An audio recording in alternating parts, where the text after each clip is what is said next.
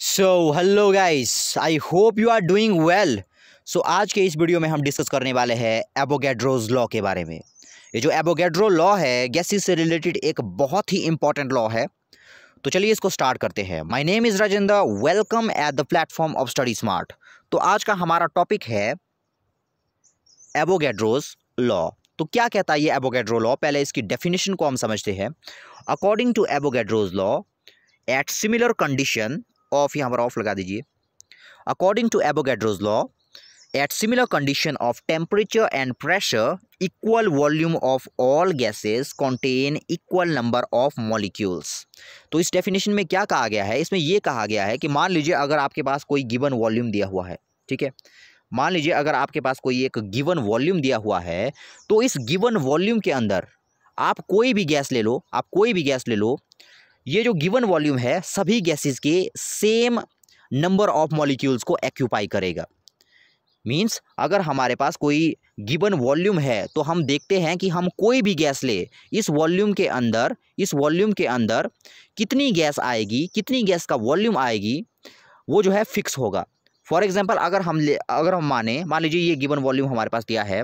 For example मान लीजिए oxygen के अगर इस गिवन वॉल्यूम के अंदर 10 मॉलिक्यूल्स है, हाइपोथेटिकली आई एम स्पीकिंग, ठीक है।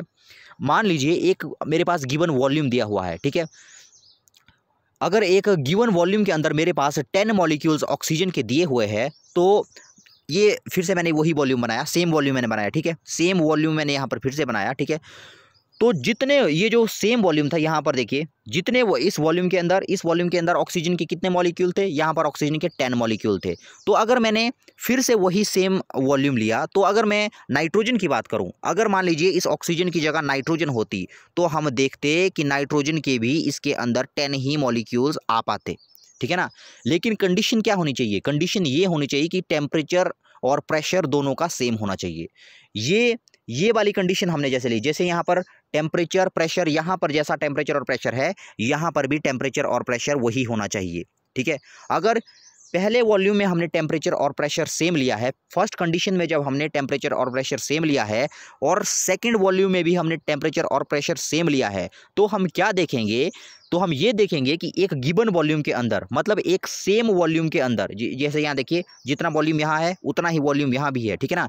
एक सेम वॉल्यूम के अंदर हमेशा नंबर ऑफ मॉलिक्यूल्स जो है गैसेस के वो सेम होते हैं, चाहे वो अलग अलग गैसेस ही क्यों ना हो, हमेशा एक गिवन वॉल्यूम के अंदर उनके जो नंबर ऑफ मॉलिक्यूल्स है वो सेम होंगे। फॉर एग्जांपल एक और एग्जांपल हम लेते हैं। फॉर एग्जांपल मान लीजिए मेरे पास एक गिवन वॉल्यूम है, ठीक है। ये मेरे पास एक गिवन वॉल्यूम है, गिवन वॉल्यूम, यहाँ पर वॉल्यूम मीन्स यूनिट आप कोई भी ले सकते हो यहाँ पर वॉल्यूम की, ठीक है। इस तरह से मैंने ले लिया, मान लीजिए ये दोनों वॉल्यूम सेम है, हालांकि छोटे बड़े बन गए ये। मान लीजिए ये दोनों कैसे है, सेम है, ये दोनों सेम है। अब एक बात और, एवोगैड्रो लॉ को हम तभी डिफाइन कर पाते हैं जब हमारे पास टेम्परेचर और प्रेशर दोनों कंडीशन में सेम हो। मतलब यहाँ पर आप जब नंबर ऑफ मॉलिक्यूल्स काउंट कर रहे हो, तो यहाँ पर जो टेम्परेचर और प्रेशर है, तो जो सेकंड केस हमारे पास है, यहाँ पर भी टेम्परेचर और प्रेशर सेम होना चाहिए। अगर यहाँ पर टेम्परेचर और प्रेशर कुछ अलग है, यहाँ पर टेम्परेचर और प्रेशर कुछ अलग है, तो क्या होगा, मान लीजिए यहाँ पर मेरे पास मैंने यहाँ पर ले लिया हाइड्रोजन, मैंने ले लिया, मान लो, ठीक है, 2 to 4 5 ले लो, ठीक है, 5 ले लिए मैंने। मान लीजिए हाइपोथेटिकली मैंने लिख लिया कि एक गिवन वॉल्यूम के अंदर 5 हाइड्रोजन के एटम आए हुए, 5 हाइड्रोजन के मॉलिक्यूल आए हुए हैं, ठीक है, हाइड्रोजन के मॉलिक्यूल आए हुए हैं, ठीक है। तो जो सेकंड वॉल्यूम है, ये वॉल्यूम जो है फर्स्ट वाले वॉल्यूम के सेम है, मतलब जितना वॉल्यूम यहाँ पर है उतना ही वॉल्यूम यहाँ पर है, ठीक है, दोनों वॉल्यूम सेम है। तो जितने मॉलिक्यूल देखिए इस वॉल्यूम के अंदर एक गिवन टेम्परेचर और प्रेशर के अंदर, एक गिवन टेम्परेचर और प्रेशर पर कितने मॉलिक्यूल दिए हुए हैं, इसके अंदर 5 है, ठीक है। अगर मैंने इतना ही वॉल्यूम यहाँ पर लिया, यहाँ देखिए सेकंड केस में भी मैंने फर्स्ट वाले जितना वॉल्यूम ही लिया, ठीक है।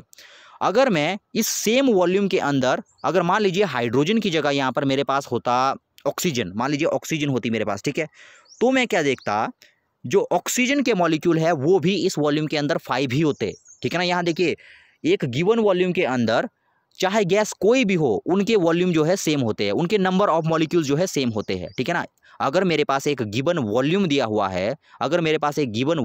है, तो हम क्या देखते हैं, वो जो वॉल्यूम है वो जो है सेम नंबर ऑफ मॉलिक्यूल्स को कंटेन करता है। डिपेंड, ये जो है उस पर डिपेंड नहीं करता कि कौन सी गैस आपने ली है।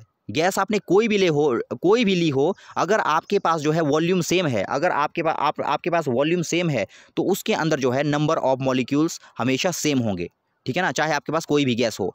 लेकिन कंडीशन क्या है? कंडीशन ये है कि टेम्परेचर और प्रेशर दोनों जो है सेम होने चाहिए, ठीक है। अगर ये मैं ऐसा क्यों कर रहा हूँ कि टेम्परेचर और प्रेशर सेम होने चाहिए? फॉर एग्जाम्पल यहाँ पर देखते हैं, अब ये जो यहाँ पर मैंने बनाया, एक बात और यहाँ पर जो मैं बता रहा हूँ कि मैंने एक गिवन वॉल्यूम लिया इस तरह से, ठीक है, मैं कह रहा हूँ इस तरह से गिवन वॉल्यूम लिया, इस तरह से मैंने गिवन वॉल्यूम लिया, ठीक है। ये दोनों कैसे है? सेम है, ठीक है। इसके अंदर हाइड्रोजन के कितने एटम है? मान लीजिए इसके अंदर हाइड्रोजन के मान लीजिए 4 एटम है। अगर मेरे पास सेम वॉल्यूम और है, मैंने इतना ही वॉल्यूम यहाँ पर लिया, ठीक है, इतना ही वॉल्यूम मैंने अगर आगे लिया, तो मैं मान लीजिए मैंने इसके अंदर ऑक्सीजन डालनी है, अब तो मैं इस वॉल्यूम के अंदर कितनी ऑक्सीजन डाल सकता हूँ? इसके अंदर मैं सिर्फ 4 डाल सकता हूँ, ठीक है। इस तरह से मैंने 4 डाल दिए, ठीक है। मतलब इक्वल नंबर, यहाँ देखिए इस सेम वॉल्यूम में 4 थे, यहाँ पर 4 हाइड्रोजन के एटम है, यहाँ पर 4 जो है मेरे पास ऑक्सीजन के एटम है, ठीक है। अब एक बात आपको समझनी है कि ये जो मैंने यहाँ पर वॉल बनाई है, ये जो मैंने कंटेनर यहाँ पर बनाया है, ठीक है, ये एक्चुअल में कोई कंटेनर नहीं है, ठीक है, ये एक्चुअल में कोई कंटेनर नहीं है, ये मैं इमेजिनरी मैंने ड्रॉ किया हुआ है इसको, ठीक है। ये बस मैंने माना हुआ है कि मैंने इतना सा वॉल्यूम लिया। जैसे आपने अपने सराउंडिंग में से मान लीजिए आपने इतना सा वॉल्यूम लिया, ठीक है। तो जो ये लाइन आपको बाहर से दिख रही है, ये एक इमेजिनरी लाइन है, मतलब यहाँ तक इसका एरिया फिक्स है, इसके बाहर का वॉल्यूम हमको काउंट नहीं करना है। वैसे यहाँ से बाहर खुला है ये, ठीक है ना, यहाँ से बाहर भी जा सकते हैं ये, लेकिन जाएंगे नहीं, ठीक है। अगर मैंने सिर्फ इतना सा वॉल्यूम लिया है, मान लीजिए अपने सराउंडिंग में से मैंने इतना सा वॉल्यूम ले लिया कहीं से भी, ठीक है, तो अगर उस वॉल्यूम के अंदर 4 मॉलिक्यूल आ रहे हैं किसी भी गैस के, ठीक है, मान लीजिए हाइड्रोजन के अगर 4 आ रहे हैं, ठीक है, तो मैं अगर उतना ही वॉल्यूम अगर सराउंडिंग में से यहाँ पर दूसरा लूँ, सेम वॉल्यूम मैंने फर्स्ट वाले के जितना ही वॉल्यूम मैंने सेकंड केस में भी लिया, ठीक है, तो हम क्या देखेंगे कि जितने मॉलिक्यूल फर्स्ट वाले वॉल्यूम में आ रहे थे किसी दूसरी गैस के, ठीक है, तो उतने ही मॉलिक्यूल जो है नेक्स्ट गैस के भी उस वॉल्यूम के अंदर होंगे। मतलब अगर मेरे पास वॉल्यूम सेम है तो इनके अंदर नंबर ऑफ मॉलिक्यूल्स भी गैसेस के सेम होंगे। डिपेंड नहीं करेगा कि हम गैस कौन सी ले रहे हैं, ठीक है, गैस आप कोई भी ले लो, एक दिए हुए वॉल्यूम के अंदर जो नंबर ऑफ मॉलिक्यूल्स है वो हमेशा सेम होगा। लेकिन कंडीशन क्या है? कंडीशन ये है कि दोनों का टेम्परेचर और प्रेशर जो है सेम होना चाहिए हमारे पास, ठीक है, दोनों का टेम्परेचर और प्रेशर क्या होना चाहिए? सेम होना चाहिए। मैं ऐसा क्यों कह रहा हूँ? ठीक है, मान लीजिए यहाँ पर अब आपको समझ आएगा कि मैं ये क्यों कह रहा हूँ कि टेम्परेचर और प्रेशर सेम होना चाहिए। मान लीजिए ये जो फर्स्ट कंडीशन है ये ले रहा हूँ मैं 10 डिग्री सेल्सियस पर, 10 डिग्री सेल्सियस पर, ठीक है। अगर मैं 10 डिग्री सेल्सियस पर देखूं तो इस वॉल्यूम के अंदर कितने मॉलिक्यूल है मेरे पास? 4 मॉलिक्यूल्स है, ठीक है। अगर मैं इस वाले वॉल्यूम को भी 10 डिग्री सेल्सियस पर देखूं, अब देखो मैं यहाँ देखिए टेम्परेचर यहाँ पर सेम है, ठीक है, तो क्या होगा, जितने यहाँ पर 4 है यहाँ पर भी 4 होंगे, ठीक है। मान लीजिए अब यहाँ पर मान लीजिए मैंने 10 डिग्री नहीं लिया, मान लीजिए मैंने यहाँ पर लिया 20 डिग्री, मान लीजिए मैंने 20 डिग्री सेल्सियस कर दिया, ठीक है, 20 डिग्री सेल्सियस कर दिया, ठीक है। अब क्या होगा? अब इसका टेम्परेचर कैसा है? कम है, इसका टेम्परेचर कैसा हो गया? ज़्यादा हो गया। अब मैंने आपको कहा कि ये जो वॉल यहाँ पर है ये इमेजिनरी वॉल्स है, ये हमने मानी हुई है, ठीक है। जब हम टेम्परेचर इंक्रीज़ करते हैं तो क्या होता है? जब हम टेम्परेचर इंक्रीज़ करते हैं तो आपको याद रखना है कि जो मॉलिक्यूल्स की जो काइनेटिक एनर्जी है ना, जो मॉलिक्यूल्स की काइनेटिक एनर्जी है वो जो है बढ़ जाती है। काइनेटिक एनर्जी मीन्स हिलने डुलने की एनर्जी, ठीक है ना, वो जो है मॉलिक्यूल्स की क्या हो जाती है? बढ़ जाती है। जैसे ही इनकी हिलने डुलने की कैपेसिटी बढ़ जाएगी तो क्या होगा? अब हमें पता है कि बाहर वाली ये बॉल तो इमेजिनरी नहीं है, ठीक है। जैसे ही इनकी काइनेटिक एनर्जी बढ़ जाएगी, टेम्परेचर बढ़ने से काइनेटिक एनर्जी बढ़ जाएगी और ये मॉलिक्यूल क्या करेंगे? एक दूसरे से दूर भागने की कोशिश करेंगे, मतलब अपनी जगह से हिलने की कोशिश करेंगे। उससे क्या हो जाएगा? कुछ मॉलिक्यूल्स जो है यहाँ से इस वॉल्यूम से बाहर चले जाएंगे, मतलब इनका वॉल्यूम बढ़ जाएगा, ठीक है ना, इनका वॉल्यूम क्या हो जाएगा? बढ़ जाए। इस तरह से मॉलिक्यूल बाहर चले गए, ठीक है, इस तरह से मॉलिक्यूल क्या हो गए? ये 2 मॉलिक्यूल देखिए बाहर चले गए। अब कितने बचे सिर्फ अंदर? सिर्फ 2 बचे। अब मैं यहाँ पर एवोगैड्रो लॉ को नहीं बोल सकता, मैं यहाँ पर एवोगैड्रो लॉ को अप्लाई नहीं कर सकता, क्योंकि यहाँ पर तो मेरे पास 4 है, यहाँ पर कितने बच गए? 2 बच गए, ठीक है। ये एवोगैड्रो लॉ को इसने फॉलो क्यों नहीं किया? एवोगैड्रो लॉ को इसने फॉलो इसलिए नहीं किया क्योंकि यहाँ पर हमारे पास टेम्परेचर दोनों में सेम नहीं है, दोनों कंडीशन में टेम्परेचर सेम नहीं हो रहा है। दूसरी कंडीशन में टेम्परेचर जो है चेंज हो गया। एवोगैड्रो लॉ के लिए हमको क्या चाहिए? Equal volume of all gases contain equal number of molecules, लेकिन उसके लिए ज़रूरी है कि टेम्परेचर और प्रेशर सेम होने चाहिए। जबकि यहाँ पर अगर आपने चाहे टेम्परेचर में चेंज कर लिया, चाहे आपने प्रेशर में चेंज कर लिया, अगर आपने टेम्परेचर या प्रेशर में से चेंज कर लिया तो जो है दोनों वॉल्यूम के अंदर इक्वल नंबर ऑफ मॉलिक्यूल्स कभी नहीं होंगे। तो उनके जो हमारे पास सेम वॉल्यूम दिए होंगे उनके अंदर अलग अलग नंबर आएंगे हमारे पास मॉलिक्यूल्स के, ठीक है ना। तो यहाँ पर आपको पता लग गया। उसी तरह से मान लीजिए आपने प्रेशर, ये तो हो गया टेम्परेचर वाला किस्सा, ठीक है, ये हो गया टेम्परेचर वाला किस्सा। अब प्रेशर वाला देखते हैं। प्रेशर घटाने पर क्या होगा, घटाने या बढ़ाने पर। मान लीजिए ये मेरे पास एक गिवन वॉल्यूम दिया हुआ है इतना सा, ये मेरे पास दूसरा वॉल्यूम दिया है। अब आपको ये मानना है कि ये दोनों जो वॉल्यूम है, दोनों वॉल्यूम कैसे है, दोनों वॉल्यूम सेम है, ठीक है। हालांकि छोटे बड़े बन गए ये, लेकिन आपको मानना है कि ये दोनों सेम है। मान लीजिए इसके अंदर हाइड्रोजन के 4 एटम है, ठीक है, और इसके अंदर भी ऑक्सीजन के 4 एटम है, ठीक है। ये क्या है, एवोगैड्रो लॉ है। क्योंकि एवोगैड्रो लॉ हमें क्या कहता है, एवोगैड्रो लॉ हमको ये कहता है कि इक्वल वॉल्यूम जो है इक्वल नंबर ऑफ मॉलिक्यूल्स को ऑक्यूपाई करता है अगर टेम्परेचर और प्रेशर हमारे पास सेम है, चाहे वो ऑक्सीजन का हो, चाहे वो नाइट्रोजन का हो, चाहे वो हाइड्रोजन का हो। अगर हमारे पास इक्वल वॉल्यूम है और टेम्परेचर और प्रेशर सेम है तो एक इक्वल वॉल्यूम के अंदर हमको इक्वल नंबर ऑफ मॉलिक्यूल्स मिलते हैं, ठीक है। तो अब देखिए, अब प्रेशर कैसे घटता या बढ़ता है, प्रेशर कैसे घटेगा बढ़ेगा। ये हालांकि बढ़ने का यहाँ पर बढ़ने वाला वो हम नहीं लेंगे, क्योंकि बढ़ने का यहाँ पर कोई फर्क नहीं पड़ेगा, ठीक है। घटने का पड़ेगा। जैसे ही हम प्रेशर को घटाएंगे क्या होगा। प्रेशर को हम कैसे घटा सकते हैं, प्रेशर को हम वैसे घटा सकते हैं कि अब हमको मानना पड़ेगा कि ये वॉल जो है असली में है, ठीक है, प्रेशर को घटाने के लिए, ठीक है। अगर मान लीजिए मैंने इस वॉल्यूम को यहाँ तक कर लिया, मैंने इस बॉक्स को समेट के इतना कर दिया, मैंने इस वॉल्यूम को घटा के इतना कर दिया, मैंने प्रेशर लगाया उन मॉलिक्यूल्स पर और उनको जो है काफ़ी टाइटली मैंने अंदर तक इस तरह से अरेंज कर लिया, ठीक है। अब आपको क्या दिख रहा है, अब आपको क्या दिख रहा है, अब देखिए फर्स्ट वॉल्यूम अलग है, सेकंड वॉल्यूम अलग है, ठीक है। एवोगैड्रो लॉ हमको क्या कहता है, एवोगैड्रो लॉ हमको ये कहता है कि अगर इतने वॉल्यूम के अंदर 4 हाइड्रोजन के एटम है ना, तो इतने ही वॉल्यूम के अंदर ऑक्सीजन के एटम होने चाहिए थे। मतलब इतने वॉल्यूम अगर हाइड्रोजन के 4 एटम घेर रहे हैं तो इतना ही वॉल्यूम जो है ऑक्सीजन के भी 4 एटम घेरेगा। लेकिन यहाँ देखिए मैंने इस वॉल्यूम को कितना छोटा कर दिया।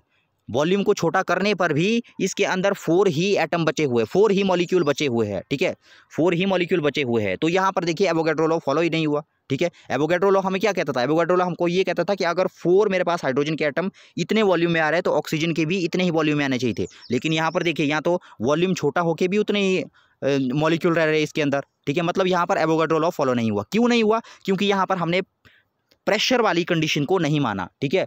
एवोगैड्रो लॉ हमको क्या कहता है, एवोगैड्रो लॉ ये कहता है कि equal number of all gases contain equal number of molecules अगर हमारे पास टेम्परेचर और प्रेशर सेम हो तो, ठीक है। तो ये था।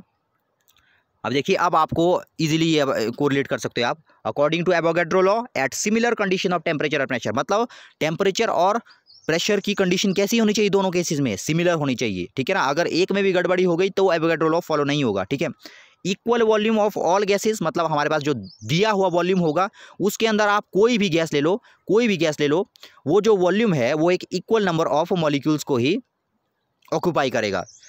According to Avogadro law at similar condition of temperature of लगाना है यहाँ पर। According to Avogadro law at similar condition of temperature and pressure equal volume of all gases contain equal number of molecule. तो ये तो हो गई इसकी डेफिनेशन, ठीक है। तो नीचे क्या कह रहा है हमको, नेक्स्ट लाइन देखिए, also at constant temperature and pressure, ठीक है। अगर हमारे पास टेम्परेचर और प्रेशर दोनों अगर हमारे पास सेम है, the volume of all gases is directly proportional to the number of molecules. अब इस डायरेक्टली प्रोपोर्शनल टू क्या मतलब है, डायरेक्टली प्रोपोर्शनल टू मतलब यहाँ पर देखिए, अगर हमारे पास इस तरह से, मान लीजिए अगर हमारे पास इस तरह से लिया है, अगर हमारे पास इस तरह से दिया है, डायरेक्टली प्रोपोर्शनल को मैं समझाता हूँ, ठीक है।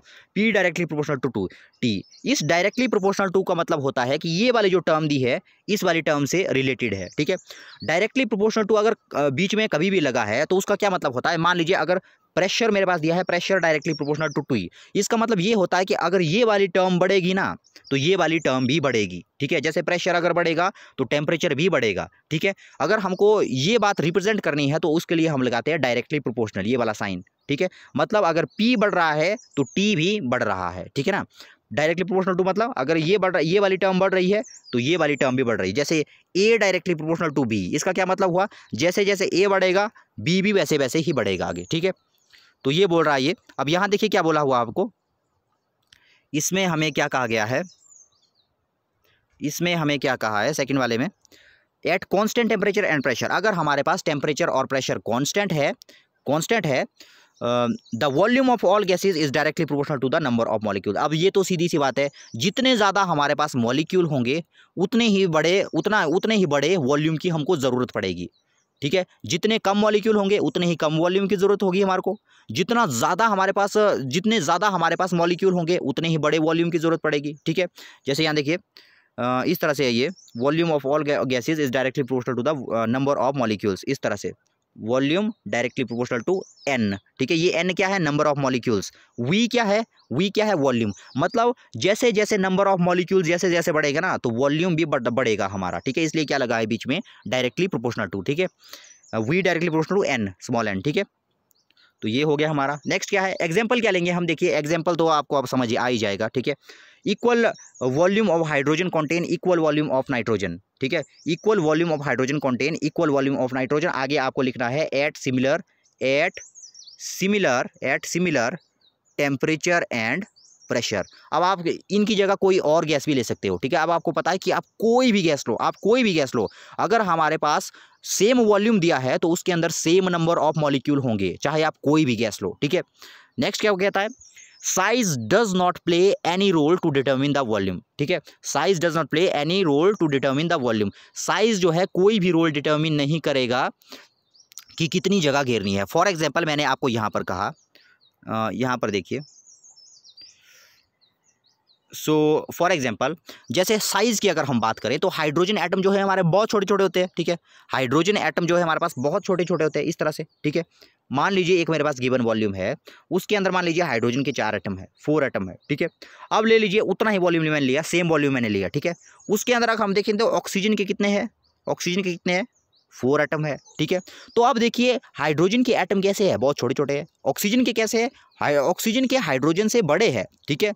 अब यहाँ पर देखिए अगर हमारे पास वॉल्यूम सेम है, अगर हमारे पास दोनों कंडीशन में वॉल्यूम सेम है, अगर हमारे पास दोनों कंडीशन में टेम्परेचर सेम है, अगर हमारे पास दोनों कंडीशन में प्रेशर सेम है, तो इस केस में जो नंबर ऑफ मॉलिक्यूल यहाँ पर ऑक्यूपाई हुए हैं उतने ही नंबर ऑफ मॉलिक्यूल यहाँ पर भी ऑक्यूपाई होंगे। अगर इतने वॉल्यूम में हाइड्रोजन के 4 मॉलिक्यूल आए हैं ना, तो इतने ही वॉल्यूम में ऑक्सीजन के भी 4 ही मॉलिक्यूल आएंगे। अब यहाँ पर देखिए साइज डिटर्मिन कर रहा है कि कितने वॉल्यूम घेरना है, क्या साइज का कोई इंपैक्ट पड़ रहा है यहाँ पर? यहाँ देखो, या तो छोटे मॉलिक्यूल है या बड़े मॉलिक्यूल है, कोई इंपैक्ट नहीं पड़ रहा है, कोई भी इंपैक्ट नहीं पड़ रहा है वॉल्यूम के ऊपर। यहाँ पर अगर 4 मॉलिक्यूल आ रहे हैं तो यहाँ पर भी 4 ही मॉलिक्यूल आएंगे, ठीक है ना। साइज का कोई भी इंपैक्ट नहीं पड़ेगा, ठीक है। सो ये था एवोगैड्रो लॉ। आई होप कि आपको वीडियो पसंद आई होगी। मिलते हैं नेक्स्ट वीडियो में, तब तक के लिए गुड बाय।